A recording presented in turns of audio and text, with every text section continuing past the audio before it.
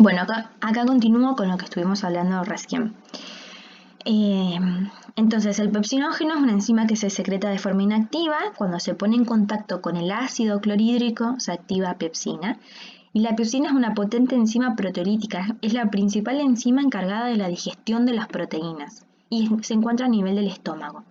Luego, las proteínas se terminan de digerir a nivel del intestino delgado por las enzimas pancreáticas. Pero esto es fundamental que funcione de forma correcta la pepsina a nivel del estómago.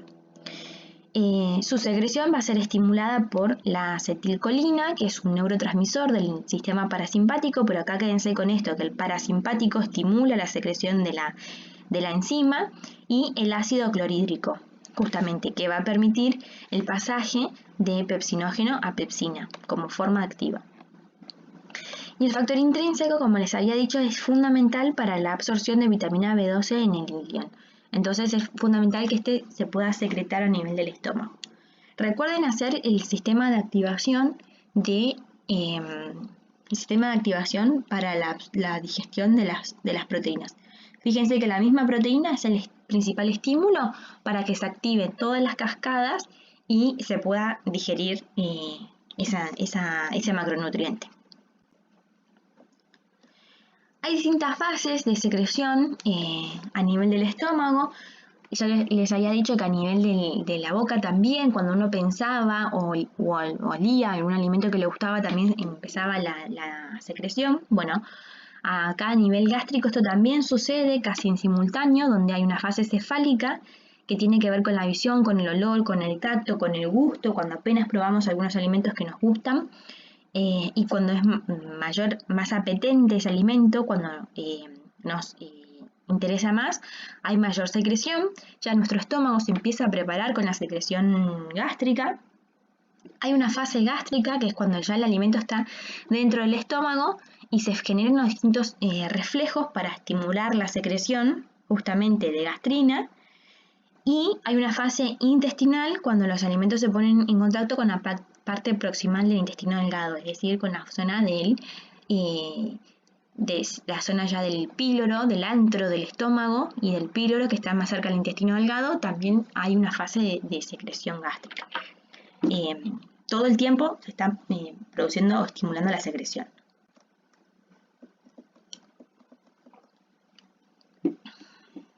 Y ahora vamos a ver fundamentalmente la secreción pancreática.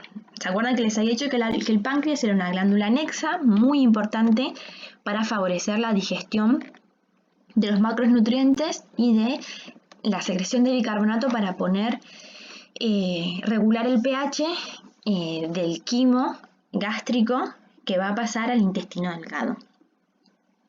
Sabemos que el páncreas se encuentra, ¿no? ¿Saben dónde está ubicado? Por debajo es posterior e inferior al estómago, y tiene un conducto que va a desembocar en el duodeno, a nivel del duodeno.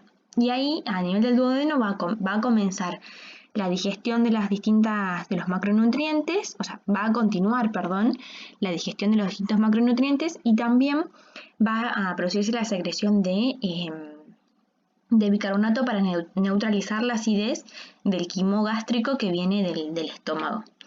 Esta es la función principal del páncreas exócrino, el que se relaciona íntimamente con el proceso de digestión y absorción. Por otro lado, el páncreas como glándula tiene una función muy importante hormonal que tiene relación con el páncreas endocrino, que es el que se va a encargar de digerir, de secretar, glucagón e insulina, pero eso lo vamos a ver más adelante cuando veamos endocrino. Pero sepan que el mismo órgano tiene esas dos funciones principales. Entonces, la secreción pancreática va a tener múltiples enzimas digestivas para poder digerir justamente hidratos, proteínas y lípidos, los 3 macronutrientes, y la secreción de bicarbonato para neutralizar el pH del quimo gástrico, que es muy ácido, que viene del estómago, porque un pH tan ácido daña por completo las paredes del intestino delgado.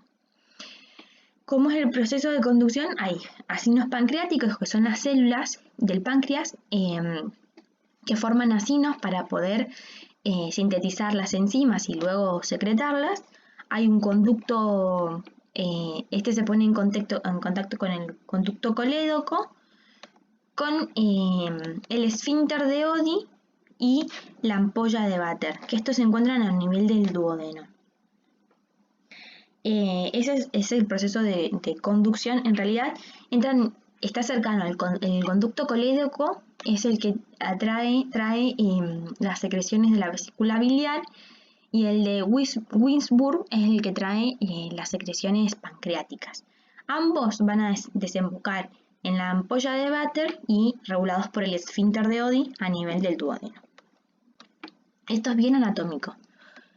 Bueno, ¿cuáles son las enzimas que se secretan a nivel del páncreas? Las enzimas digestivas, y son fundamentales para digerir los hidratos de carbono, es la amilasa pancreática. Y presten mucha atención, chicos, háganse cuadros sinópticos de las distintas estructuras del organismo. Y a nivel de la boca está principalmente la amilasa, pero es la amilasa salival.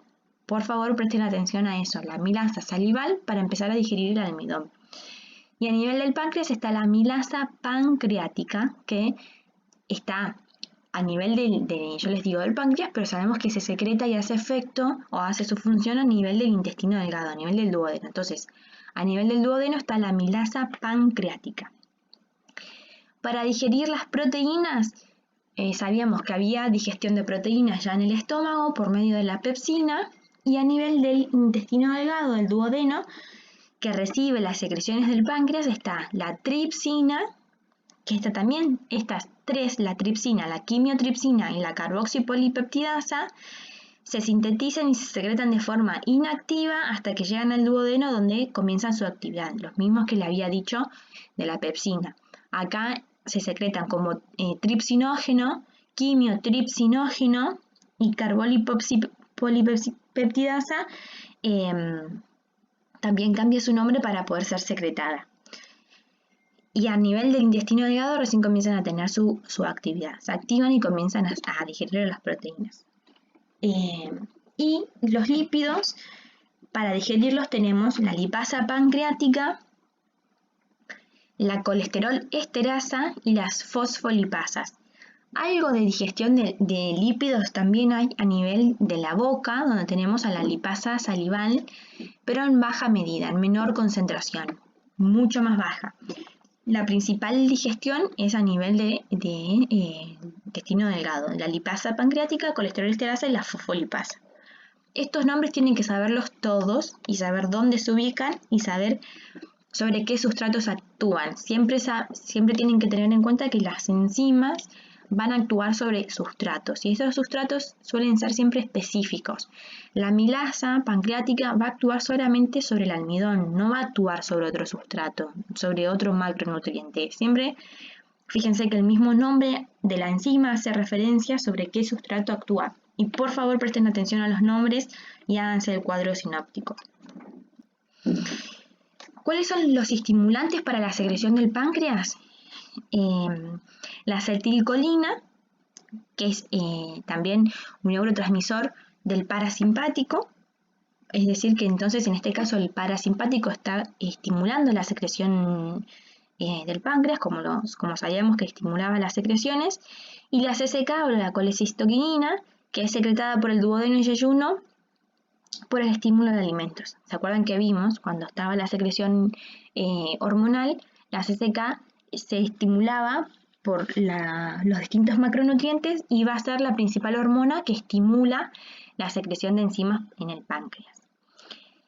Y para poder estimular la secreción del bicarbonato, en este caso es la secretina, que es secretada también por el duodeno y el yeyuno, pero porque llega un quimoácido del estómago, entonces va a hacer efecto o su acción a nivel del páncreas para que se secrete bicarbonato, y el bicarbonato sabemos que es la principal sustancia que neutraliza la acidez o el pH, un pH ácido. Siempre el bicarbonato va a ser el encargado de neutralizar, ¿sí? Entonces es fundamental. A nivel del páncreas, las hormonas que hacen efectos van a ser la colecistoquinina o CCK y la secretina. Y a su vez el sistema nervioso parasimpático va a estimular las secreciones. También tenemos distintas fases de secreción en el páncreas.